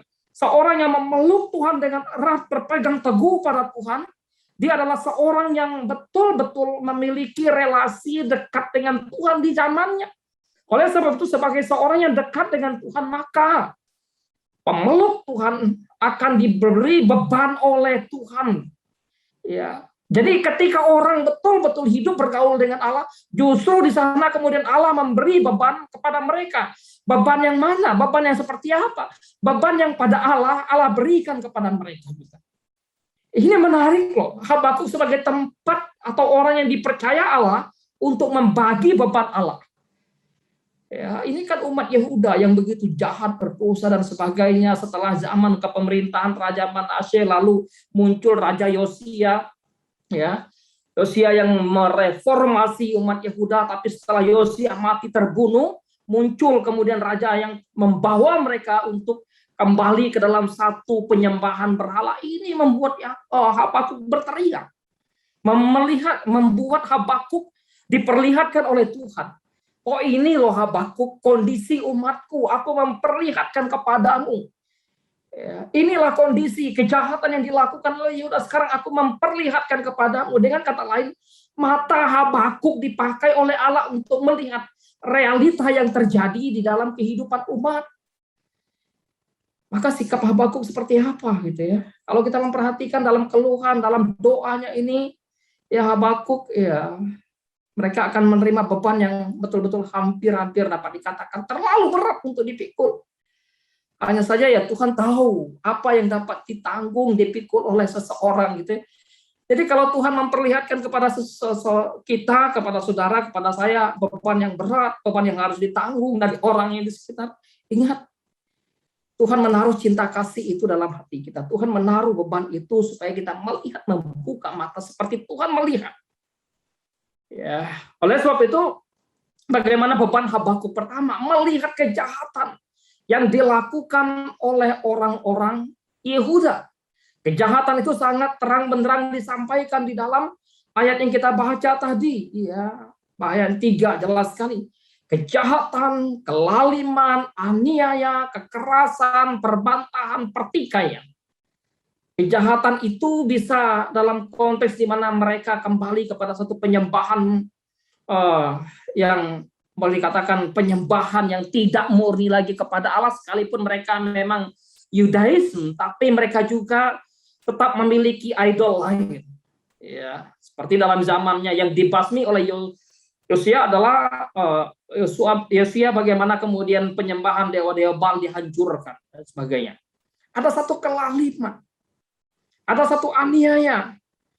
Ya, dengan mudahnya orang manusia satu menganiaya manusia yang lain, menindas seorang terhadap yang lain, kelaliman dilakukan oleh pejabat, oleh pemerintah, dan bahkan oleh tokoh-tokoh, imam-imam yang pada waktu itu juga mengalami satu kesesatan. Jadi jangan lupa bahwa bukan hanya pejabat-pejabat publik dalam konteks pemerintahan, kerajaan, tetapi juga dalam konteks keagamaan pun imam-imam seringkali mereka juga dalam tanda kutip bahasa yang dipakai saya bahwa ya melacurkan diri kepada ilah-ilah lain. Kekerasan, kenapa sampai terjadi kekerasan? Banyak hal yang menyebabkan kekerasan, ya, ketidakadilan sosial dan sebagainya terjadi. Akibatnya apa? Timbullah perbantahan, timbullah percekcokan, timbullah pertikaian. Ini dosa yang diperlihatkan oleh Allah kepada Habakuk. Pertanyaan bagi kita, di zaman sekarang bukankah hal-hal yang demikian juga Allah perlihatkan kepada kita? Seperti apa kita menyikapinya? Bagaimana hati kita ketika kita melihat dosa? Ini Habakuk melihat orang, tetapi juga sebetulnya dalam perenungan ini kita juga diajak untuk melihat kepada diri. Dengan mudah kadang kita menghakimi, menuduh, mengangkat dosa yang banyak dari orang-orang yang kita lihat. Tapi sebetulnya di dalam pemahaman kebenaran Alkitab juga kita diajak untuk mengintrospeksi diri. Ya, supaya kita juga betul-betul hidup dalam bertumbuh secara pribadi dengan Tuhan. Oleh sebab itu, maka kekerasan, kejahatan, masalah, penjarahan dalam masyarakat Yehuda sebetulnya didefinisikan dengan 4 istilah yang menunjukkan ya kejahatan jahat di mana seseorang secara moral, etis, penindasan tetangganya zaman itu juga sudah berlaku yang mengakibatkan pertengkaran dan perselisihan. So itu ini sebetulnya mengingatkan kita dalam konteks kehidupan ya kita akan bermasyarakat, kita juga makhluk sosial. Sehingga bagaimana kehidupan kekristenan tadi seperti yang disaksikan oleh Pak Oscar juga ya, sangat menarik ya. Terkadang kita geram begitu, kita marah terhadap apa yang dilakukan oleh orang-orang di sekitar kita. Nah, engkau tidak akan, ini perkataan Habakuk kepada Allah, engkau tidak akan menyelamatkan. Seorang nabi menginginkan satu pembersihan, satu penyucian, satu pengudusan.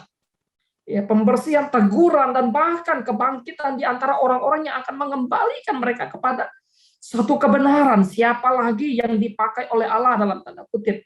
Selain orang yang betul-betul melekat dengan Allah, memiliki relasi yang kuat, yang indah dengan Allah, yang menempel pada Allah untuk membawa mereka, menyadarkan orang-orang yang berdosa tadi untuk kembali kepada Tuhan secara khusus. Karena Habakuk bicara kepada orang-orang Yehuda. Sebab itu beban Habakuk bukan hanya sekedar melihat kejahatan, tapi beban Habakuk juga betapa beratnya karena dia mendapatkan satu keheningan Tuhan. Tuhan seakan-akan silent, hening, membuat sang nabi berteriak, berseru. Tuhan, engkau tidak menjawab, engkau tidak memberikan satu respon atas permohonan. Bayangkan, ini seorang nabi, ya, ketika Tuhan ya menjadikan dirinya sebagai pribadi yang silent terhadap permohonan, apalagi ya terhadap kita misalnya nabi pun Tuhan terhadap nabinya sendiri pun Tuhan terkadang berkata silent, ya, tidak berbicara, tidak menyatakan sesuatu yang harus pada waktu itu dinyatakan. Ada maksud, ada tujuannya. Tentu saja ketika Habakuk menangis, tangisan yang merupakan kata tolong, menangis. Ya, bagaimana sih kalau seorang menangis? Kadang kan tangisan itu membuat pilu, kan? Membuat terharu, kan? Tapi waktu Habakuk nangis, Tuhan tetap silent. Ya, kalau ada orang yang menangis, ada orang yang kemudian bersedih, bukankah hati kita sedih juga? Hati kita menangis, bukan?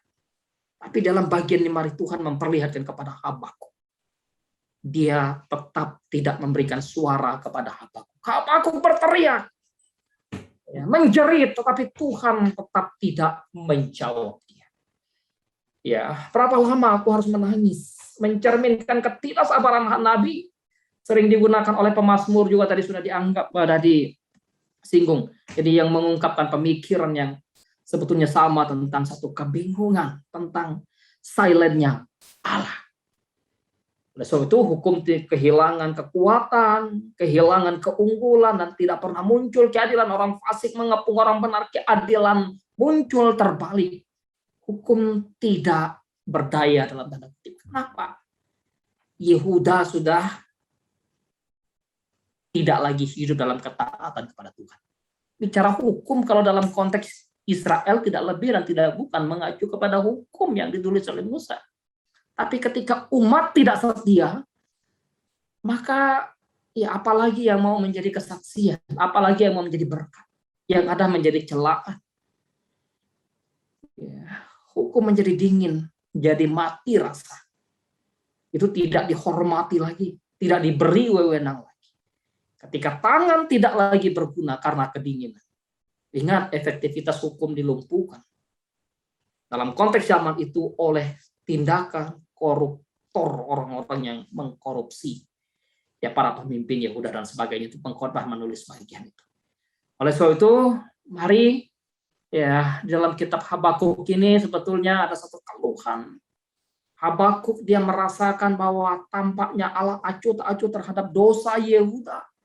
Kecemburuan akan kebenaran dan mengetahui bahwa pelanggaran perjanjian memerlukan penghakiman, sehingga sebetulnya Habakuk menuntut penghakiman kiranya segera dilakukan. Karena pelanggaran terhadap hukum harus ada penghakiman. Habakuk mempertanyakan hal itu kepada Tuhan. Ya, biarlah dalam kehidupan kita, kehidupan sehari-hari juga, kita terus diingatkan oleh Tuhan. Kita terus digugah oleh Tuhan ketika melihat situasi kejahatan, ketidakbenaran seperti apa hati kita. Kita dipakai oleh Allah untuk menyadarkan mereka, menuntun mereka kembali kepada Tuhan. Tuhan menolong kita, Tuhan memimpin kita. Terima kasih Pak Heri, waktu saya 20:45.